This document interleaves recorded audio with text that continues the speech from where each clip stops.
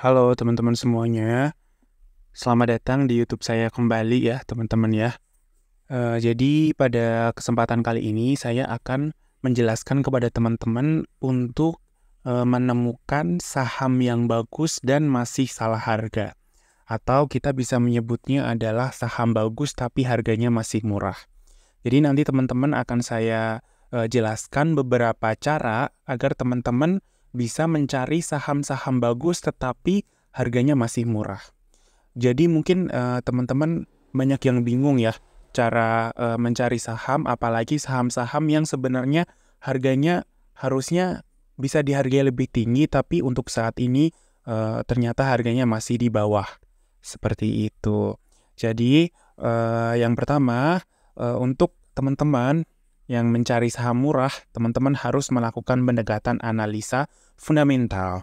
Jadi teman-teman harus analisis fundamentalnya. Nah, analisis fundamental ini apa? Analisis fundamental ini teman-teman harus meninjau laporan keuangan perusahaan dan dengan menganalisis laporan keuangan tersebut nanti teman-teman akan memahami nilai intrinsik dari perusahaan tersebut. Nah, kalau misalkan teman-teman mau melakukan analisis fundamental, apa aja yang perlu diperhatikan? Yang pertama adalah PE-nya, yaitu price to earning-nya. Itu teman-teman bisa memperhatikannya atau kita bisa menyebutnya pair-nya ya teman-teman. Jadi misalkan teman-teman cari gitu ya, pair-nya apakah sudah tinggi atau ternyata masih rendah seperti itu. Kemudian yang selanjutnya teman-teman juga bisa melihat price to book value-nya atau PBV-nya. Jadi teman-teman bisa menyesuaikan apakah harga sekarang itu sesuai dengan harga secara book value-nya atau harga intrinsiknya gitu ya. Ada juga price to sales-nya. Jadi teman-teman bisa pilih dari tiga tersebut mana yang teman-teman pilih. Misalkan nih pair-nya sudah apakah sudah di atas 4 atau masih di bawah 4 misalkan, terus price to book value-nya 1 atau di bawah 1 atau sudah di atas 1 gitu ya. Nah, dengan analisa tersebut, rasio-rasio itu teman-teman nanti akan bisa membandingkan harga saham dengan kinerja dari perusahaannya. Jadi misalkan nih ada harga sahamnya gitu ya, kemudian price to book value-nya atau price to earning-nya gitu ya masih rendah, maka itu bisa menjadi indikasi bahwa harga tersebut masih murah gitu. Kemudian yang selanjutnya adalah teman-teman bisa memperhatikan analisa teknikalnya. Nah, ini juga perlu teman-teman ketahui bahwa untuk harga murah itu nggak semuanya tergantung dari fundamental, tapi bisa juga dengan analisa teknikal ya teman-teman. Dengan analisa teknikal ini, teman-teman nanti akan bisa mengidentifikasi pola ataupun sinyal harga yang menunjukkan adanya potensi yang sudah harganya masih murah dan menjadi peluang teman-teman untuk membelinya.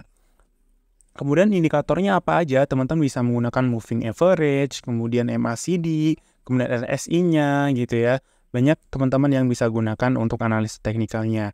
Jadi teman-teman nanti akan melihat beberapa analisa atau indikator dari teknikalnya gitu ya. Misalkan support atau resisten itu juga bisa jadi itu mendapatkan gambaran tentang arah dari pergerakan saham. Apakah sahamnya downtrend ataukah sudah uptrend atau sideways gitu. Teman-teman juga bisa menganalisa secara teknikal. Biasanya kalau misalkan teman-teman memakai indikator ini, ya teman-teman akan bisa menemukan saham-saham yang sudah oversold gitu ya, atau sudah trennya itu adalah tren yang sudah mulai berbalik arah menuju ke atas gitu, karena sudah terlalu banyak terjual. Seperti itu. Jadi teman-teman bisa menemukan harga saham yang murah dan atau harga saham bagus yang salah harga. Seperti itu.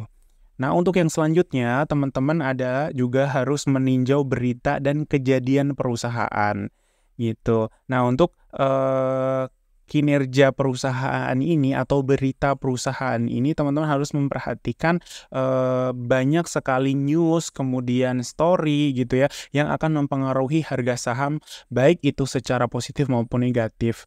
Tetapi karena kita akan mencari harga saham yang murah gitu ya, jadi teman-teman harus memperhatikan beberapa berita negatif dalam jangka pendek yang itu akan ngefek harga sahamnya turun. padahal nih harga sahamnya padahal perusahaannya masih bagus, seperti itu. Jadi teman-teman bisa ngelihat tuh kalau ada sentimen negatif tetapi perusahaannya masih bagus, itu adalah kesempatan gitu ya. Misalkan nih berita negatif atau sentimen negatif yang terlalu berlebihan terhadap suatu sektor atau perusahaan tertentu akan mengakibatkan penurunan harga yang sangat cepat gitu ya, dan itu tidak sebanding dengan fundamental perusahaan. Nah, dengan situasi seperti itu, teman-teman akan menemukan perusahaan yang under value atau masih murah gitu. Jadi mungkin karena ada news-news yang ternyata tidak terlalu signifikan gitu ya, karena terlalu banyak fear dari orang-orang investor gitu ya, atau investor yang mereka itu takut karena berita-berita itu tadi, akhirnya mereka jualan saham dan harga sahamnya tersebut turun. Padahal fundamental perusahaannya masih bagus. Seperti itu. Nah, kemudian yang selanjutnya adalah teman-teman juga harus menganalisa secara industri. Ini apa? Yaitu adalah teman-teman meninjau dari sektor, kemudian industri di mana perusahaan tersebut beroperasi. Jika misalkan industri tersebut sekarang sedang tidak baik gitu ya, atau ada tantangan atau sentimen negatif yang terlalu berlebihan, maka bisa jadi harga sahamnya juga akan ikut turun.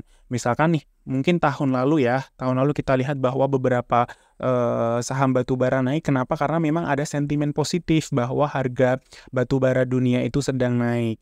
Nah, tahun ini ternyata harga batubara itu sedang turun-turunnya nih. Nah, itu juga mengakibatkan beberapa saham batubara itu yang sudah turun secara drastis. Seperti itu. Nah, itu juga akan mempengaruhi harga saham. Dan harga saham tersebut bisa jadi nih tidak sangat berpengaruh terhadap fundamental dari perusahaan tersebut. Kenapa? Karena mungkin memang karena isunya adalah isu sektor ya, isu industri yang sekarang lagi dialami gitu. Nah, teman-teman bisa mencari beberapa saham yang masih fundamentalnya kuat dalam industri tersebut dan sedang mengalami tekanan jual yang sangat tinggi. Nah, itu bisa jadi sangat menarik untuk teman-teman beli. Gitu. Untuk yang terakhir, teman-teman bisa mengkonsultasikan dengan ahli. Ahli di sini siapa? Teman-teman bisa nih cari misalkan dari sales broker perusahaannya, sekuritasnya, atau misalkan research analisnya atau penasihat investasi. Jadi bisa aja mereka mengeluarkan research gitu ya tentang suatu perusahaan dan perusahaan tersebut harganya masih murah. Gitu. Mereka biasanya akan memberikan wawasan yang lebih mendalam gitu ya, dan mereka juga bisa mengidentifikasi nih saham-saham yang sekarang masih salah harga atau harganya masih murah menurut penelitian mereka. Jadi teman-teman bisa tahu misalkan dari laporan keuangannya, kemudian dari industrinya, ataupun dari prediksi perusahaan tersebut ke depannya gitu. Jadi teman-teman bisa melakukan analisis dari membaca laporan keuangan maupun membaca research analis seperti itu. Dan tentunya teman-teman juga harus ingat bahwa investasi saham itu selalu melibatkan resiko. Jadi nggak ada yang namanya tidak beresiko. Kenapa? Karena memang saham itu harganya selalu naik dan turun. Begitu ya teman-teman. Dan tidak ada jaminan bahwa harga saham tersebut akan naik terus. Pasti akan ada yang namanya turun, seperti itu. Jadi teman-teman juga harus melakukan penelitian yang cermat, pertimbangan beberapa faktor-faktor resiko, baik itu dari perusahaannya, kemudian dari berita, dan lain sebagainya. Dan yang paling terpenting adalah teman-teman juga harus diversifikasi aset portofolio teman-teman untuk mengurangi resiko tersebut. Seperti itu. Nah, untuk teman-teman di sini yang belum buka akun di Kisi Sekuritas nih, kita ada promo nih. Jadi misalkan teman-teman mau bergabung juga dengan grup kita ya, kita sering adain edukasi seperti itu.